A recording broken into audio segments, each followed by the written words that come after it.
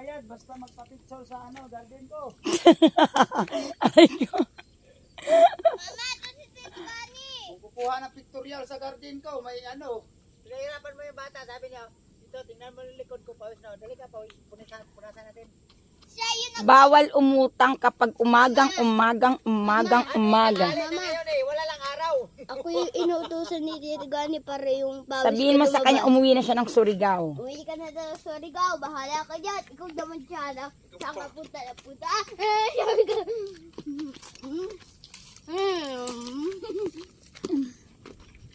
Hi guys!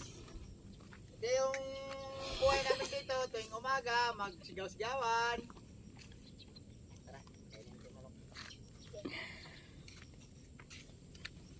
Ba't pinatay mo, Kuya Dani, yung sili? Wala, binuhay na yan. Anong binuhay? Ipatayin eh. Sana magpapicture yan sa taas. Saan? Anong gagawin ko dyan? Picture. Ay, pag ako gumulong. Ano yun? Lahat may sili? Oo, daming sili yan tinanim ni Gani Boy.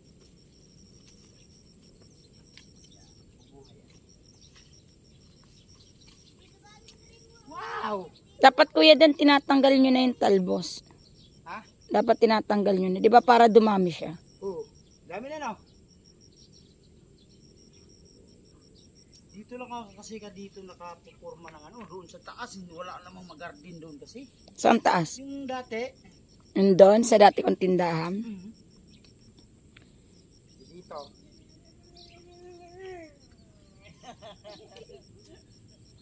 Dito kayo no? Sa gilid no? O di ba, pangalawang beses na yan. Lakas mang uto ni Gani Boy ah. Mama, Pagod nga yung isa eh. Mama. Ganun siya oh. ma.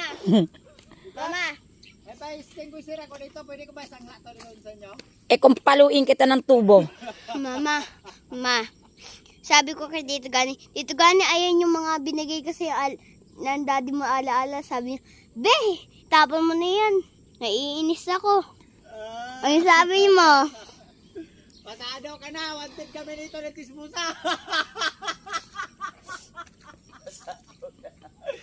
Yung marunong magawa ng kwento at saka marunong pasok ka na!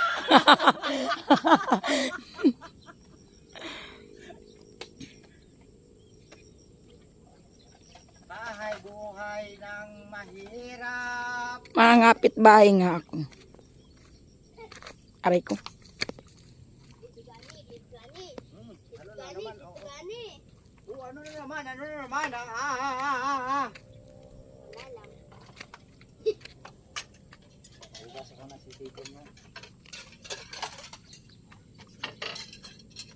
May mesa nga, wala namang nakalagay. Ma, ito Antay kayo, upuan. pagyayaman ako. Pagyayaman Ang nakalagay sa mesa, sigarilyo, lagari, Pagyayaman ako sa biyahe natin. martilyo. Gani, ang laman. Meron na yan nakalagay mga prutas dyan. Prutas, tapos litson, mga Ganda yan.